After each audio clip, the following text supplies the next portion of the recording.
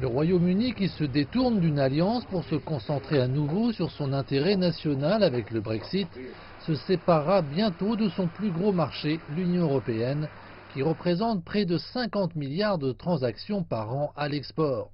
Pour le professeur en économie Ken Deng, spécialisé en recherche comparative de la croissance et du développement des économies modernes, il faut bien réfléchir.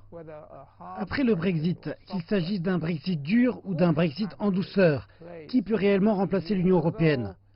Bien que le Royaume-Uni soit plus proche des États-Unis sur le plan du droit, de la culture et de la langue, en termes de structure économique et de développement complémentaires, la Chine lui convient mieux.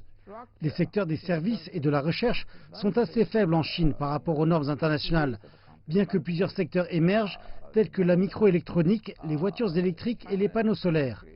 Dans ces domaines, la Chine est clairement le leader mondial. Mais dans d'autres domaines, la Chine est toujours à la traîne. Par contre, la Chine est imbattable dans le domaine de la production industrielle.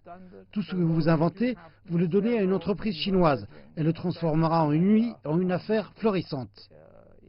En dehors de l'Union européenne, dont il ne fera bientôt plus partie, le Royaume-Uni a aujourd'hui deux grands partenaires commerciaux, les États-Unis et la Chine.